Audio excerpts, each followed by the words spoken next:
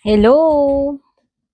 So, Christmas nga pala, during the time na ginagawa ko tong reading na to. So, Blessed Christmas and New Year po sa inyong lahat.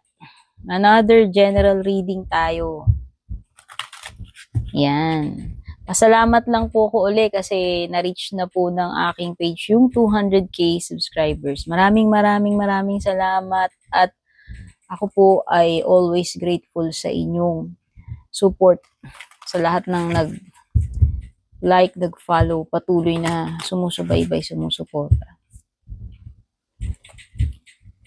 Etong gagawin kong reading na to ay timeless po ito ha.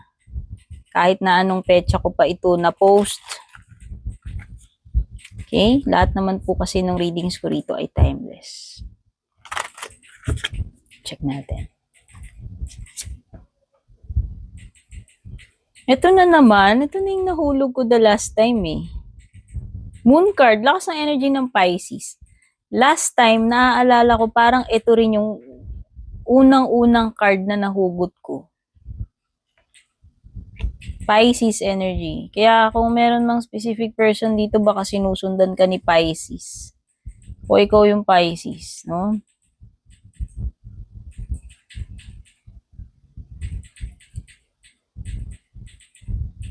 Ito yung ito na yung time na malalaman mo na yung truth about this person. Di ko alam. Para kasing merong something dito na marireveal with the moon card reversed. Okay? Oh, meron ng mabibigyan ng kasagutan or clarity dito eh. Mukhang meron ka ng malalaman.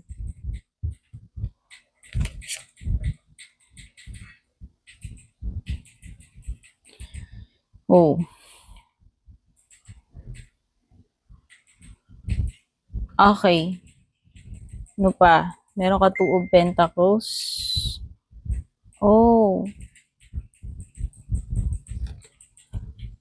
Oh. Ouch.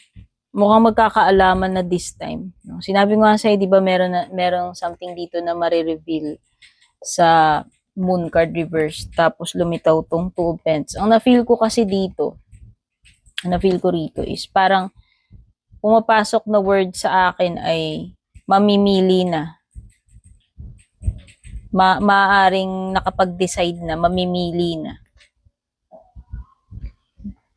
Lumitaw tong dalawang swords, dalawang aces na baliktad. Especially ito. So, nafe-feel ko, pwedeng itong person na to, kung sino man to, sa inyong dalawa. Kasi pwedeng ang tinutukoy ng barahan na energy mo or energy ng person mo. Kung kanino nagre-relate po sa inyo, yun na lang ang sundan ninyo. Ngayon, kung hindi po kayo nakaka-relate, pwedeng hindi para sa inyo. Kasi nakikita ko meron ng sorry naman for the word, meron na kasing ika-cut off or i-dispatch siya dito sa situation ninyo. So, ang ibig sabihin nun, alam ko na alam nyo na, meron nang idadump dito. Kasi nakapag-decide na, nakapamili na eh. Kaya kung, di ba, kaya kanina, di ba, kung meron, sinabi ko rito, kung meron mang situation na parang, no, at first hindi mo alam, hidden, ito na yung mabibigyan ng kasagutan ng reveal eh. Magkakaroon na ng clarity dito. Lilitaw na yung truth. Diba? Ace of Swords, truth. I think, meron ng paghihiwalay kasi nga, kung sino man ito sa inyong dalawa, sabi ko nga, nakapag-decide na to na mamimili na lang kung sino ba talaga yung pipiliin. For sure, merong isa pang person involved dito kasi nga may pagpili. Okay? So, pwedeng itong person na to or ikaw, kung sino man yan sa inyo, namimili between dalawang person. So, maliwanag yun. Whether ikaw yung nakapag-decide dito na ika-cut off mo na,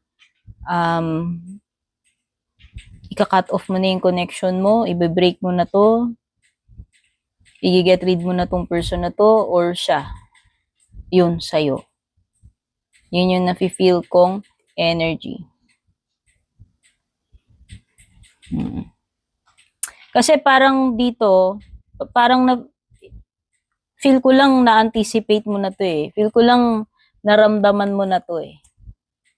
Kumbaga, parang mas-certified lang once na mangyayari na tong reveal na to with the moon card reversed. So, pwedeng na-feel mo na eh, nung umpisa pa lang na merong na maaaring mangyayari to, na darating kayo sa point na to. Kaya lang, kumbaga, hindi mo na lang din siguro pinangunahan or hinihintay mo na lang talaga yung moment na mangyari yun. At eto na yun. Eto na yun. Okay?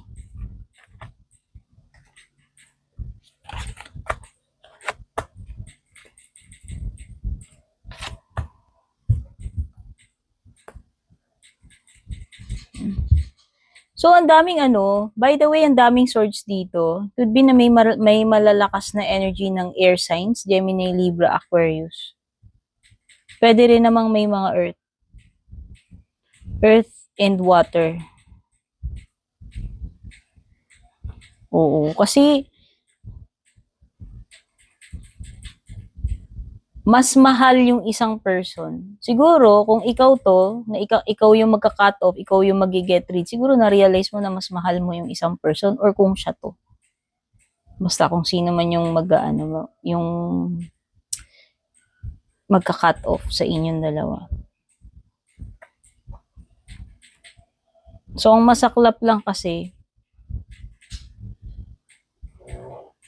alam mo yun, parang pwede kasing yung isa sa inyo dito masyado nang naging invested dito sa relationship na to eh.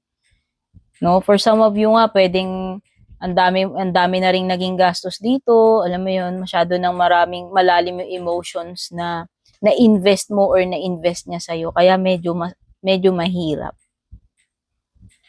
Okay? Akala mo nung una okay kayo eh. Kasi feel ninyo yung isa't isa. No?